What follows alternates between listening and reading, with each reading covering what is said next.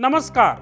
18 दिसंबर 1956 को भारत के एक बड़े अखबार में ऐसी खबर छपी जिससे राजनीतिक गलियारों में हड़कंप मच गया। खबर ये छपी कि डॉक्टर राजेंद्र प्रसाद दोबारा राष्ट्रपति बनने के लिए तैयार हो गए हैं। इसके साथ ही अटकलों का दौर खत्म हो गया है। ऐसा माना जा रहा है कि कांग्रेस हाईकमान तक मौलाना आजाद के जरिए राजेंद्र प्रसाद की चाहत पहुंचा दी गई है। ये खबर कुछ दिन बाद ही हिंदुस्तान टाइम्स के संपादक बने अपने समय के दिग्गज पत्रकार दुर्गा दास ने लिखी थी।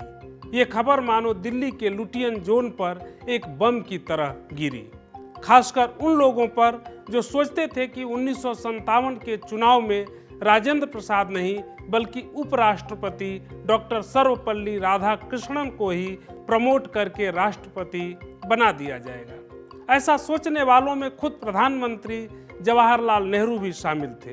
नेहरू ने तुरंत दुर्गा दास को मिलने के लिए बुलाया। दुर्गा दास ने अपनी किताब India from Curzon to Nehru and after में लिखा है, मैंने नेहरू से साफ साफ कहा कि मुझे मौलाना अबुल कलाम आज़ाद ने ही बताया था कि उन्होंने राजेंद्र प्रसाद से बात की थी और वो दोबारा राष्ट्रपति बनने के लिए तैयार हो गए हैं। दरअसल 1957 में राष्ट्रपति का चुनाव राष्ट्रपति डॉक्टर राजेंद्र प्रसाद और उपराष्ट्रपति राधाकृष्णन के बीच वर्चस्व की लड़ाई बन गया था। राधाकृष्णन के बेटे एस गोपाल ने अपने पिता की जीवनी राधाकृष्णन ए बायोग्राफी में लिखा है कि जनवरी 1955 में राष्ट्रपति राजेंद्र प्रसाद ने प्रधानमंत्री जवाहरलाल नेहरू को एक चिट्ठी लिखी थी कि उनकी तबीयत ठीक नहीं चल रही है, इसीलिए 5 साल पूरा होते ही यानी कुछ दिनों में ही वो रिटायर होना चाहते हैं। लेकिन नेहरू ने उनसे अनुरोध किया कि वो कम से कम 1957 तक तो अपने पद पर बने ही रहें। नेहरू को अब यकीन हो चला था कि 1957 में राष्ट्रपति का चुनाव राजेंद्र बाबू दोबारा नहीं लड़ेंगे, तो वे अपनी पसंद के डॉक्टर एस राधाकृष्णन को राष्ट्रपति बनवा देंगे। लेकिन 1957 आते आते हालात बदल गए, जज्बात बदल गए, इरादे बदल गए। नेहरू सरकार में शिक्षा मंत्री अबुल कलाम आज़ाद को ये भनक लगी थी कि नेहरू चाहते हैं कि राधाकृष्णन राष्ट्रपति बने और आज़ाद ऐसा नहीं चाहते थे। दुर्गा दास अपनी किताब India from Curzon to Nehru and after में लिखा है कि मैंने गृह मंत्री गोविंद वल्लभ पंत से पूछा तो उन्होंने कहा कि पंडित जी राधाकृष्णन को राष्ट्रपति बनाना चाहते हैं। इसके लिए उन्होंने राजेंद्र प्रसाद से बात भी की थी, लेकिन राजेंद्र प्रसाद का जवाब था कि ये फैसला पार्टी को करना है। दुर्गा दास उसके बाद सीधे आज़ाद के घर पहुंचे। आज़ाद ने उन्हें बताया कि वो दोबारा राजेंद्र बाबू को ही राष्ट्रपति के रूप में देखना चाहते हैं। बल्कि आज़ाद ने दुर्गा दास से ये भी कहा कि आप जाइए और राजेंद्र प्रसाद का मन टटोलिए।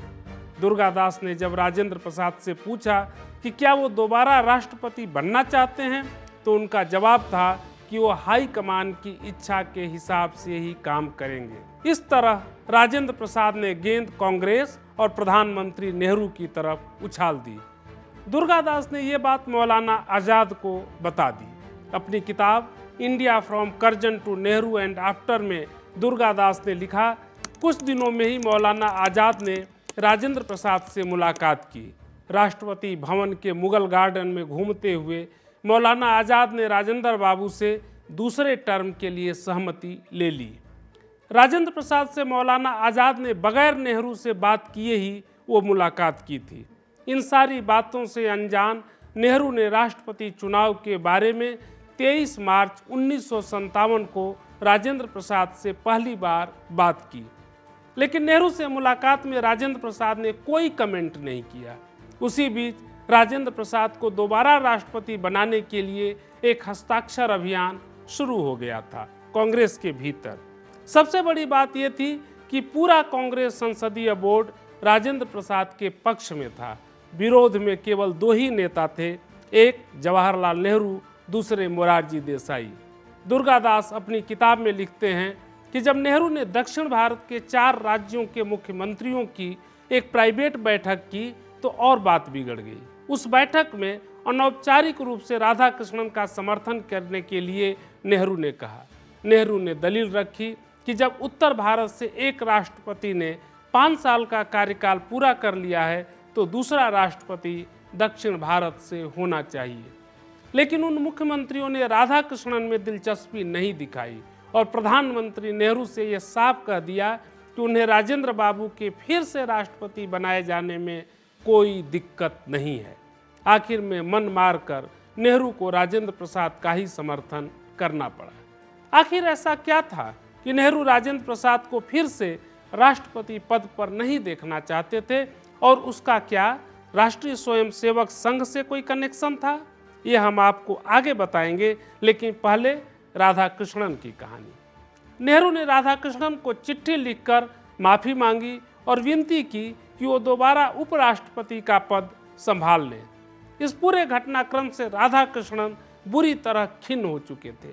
तब गृह मंत्री गोविंद वल्लभ पंत ने राधाकृष्णन से मुलाकात की और ये समझाने की कोशिश की कि उनका उपराष्ट्रपति बने रहना जरूरी है। खुद नेहरू ने उनसे कहा कि अगर वो पद छोड़ देंगे तो देश और दुनिया में भारत सरकार की काफ़ी किरकिरी होगी। इंदिरा गांधी ने भी राधाकृष्णन को पत्र लिखा कि पूरे घटनाक्रम से मेरे पिता काफ़ी हताश हैं। मेरे पिता का मानना है कि अगर आपने पद छोड़ा तो भारत को देश विदेश में काफ़ी किरकिरी का सामना करना पड़ेगा। आखिरकार राधाकृष्णन मान गए।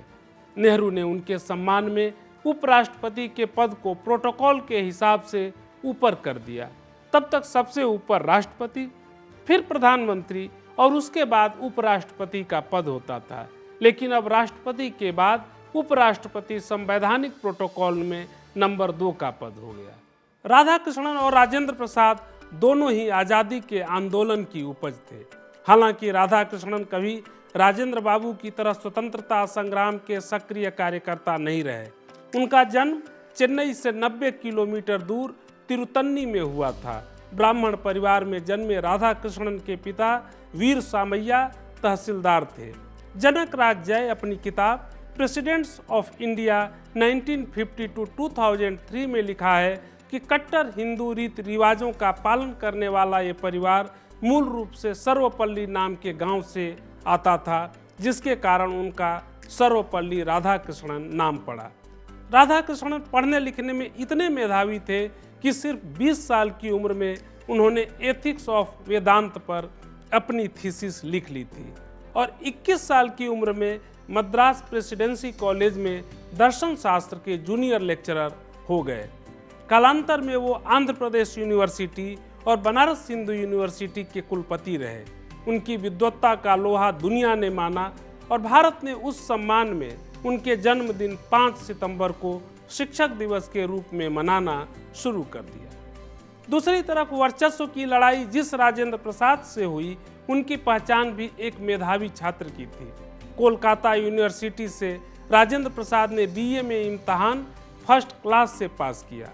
उनके आंसर शीट को देखकर एक एग्जामिनर इतना प्रभावित हुआ कि उसने लिख दिया, examinee is better than examiner, यानी परीक्षा देने वाला परीक्षक से बेहतर है। खुद राजेंद्र प्रसाद ने अपनी आत्मकथा में लिखा है कि परीक्षा में 10 प्रश्न पूछे गए थे और छात्रों से कहा गया था कि वो किन्हीं 5 प्रश्नों के उत्तर दें। मैंने सभी 10 प्रश्नों के उत्तर लिखने के बाद लिखा कि उनमें से किन्हीं 5 प्रश्नों के उत्तर जांच लीजिए।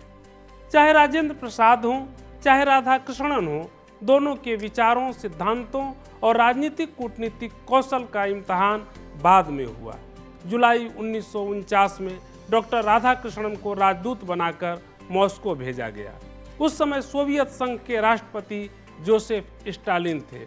स्टालिन से राधाकृष्णन की मुलाकात 2 बार हुई। हालांकि काफ़ी समय तक स्टालिन मिलने को तैयार नहीं हो रहे थे। आखिरकार पहली मुलाकात 14 जनवरी 1950 को हुई।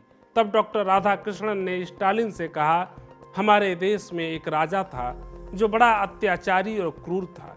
उसने रक्त भरी राह से प्रगति की थी, लेकिन एक युद्ध में उसके भीतर ज्ञान जाग गया और तभी से उसने धर्म, शांति और अहिंसा की राह पकड़ ली।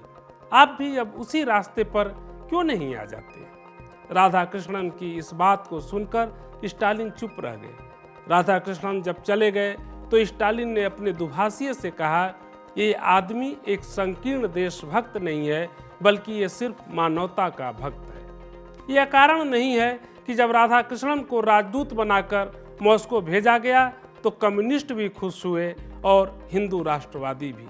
जहां कम्युनिस्ट नेता हिरेन मुखर्जी ने इस फैसले का स्वागत किया, वहीं आरएसएस के सरसंघ चालक गोलवरकर ने राधा कृष्णन को टेलीग्राम भेजा कि आप मॉस्को में हमारी संस्कृति के सबसे गंभीर दार्शनिक आधार बनकर जा रहे हैं। जिस आरएसएस को राधा कृष्णन हिंदू दर्शन के प्रकांड विद्वान होने के कारण प्रिय थे, वहीं राधा कृष्णन नेहरू को भी काफी प्रिय थे। लेकिन नेहरू राधा कृष्णन को ही राष्ट्रपति बनाना चाहते थे, राजेंद्र प्रसाद को नहीं। आखिर क्यों?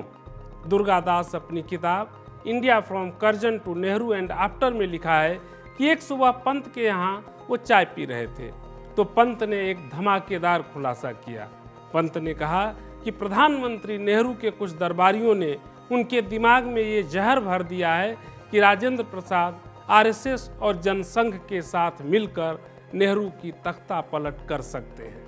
नेहरू चाहते थे कि राष्ट्रपति और उपराष्ट्रपति का पद रंगहीन हो, यानी उस पर राजनीति का कोई रंग ना चढ़ा हो।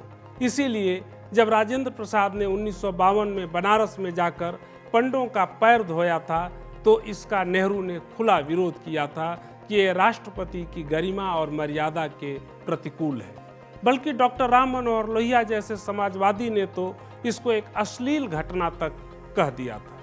बतौर राष्ट्रपति राजेंद्र प्रसाद ने अपनी ही सरकार यानी प्रधानमंत्री नेहरू की सरकार के हिंदू कोड बिल का विरोध किया।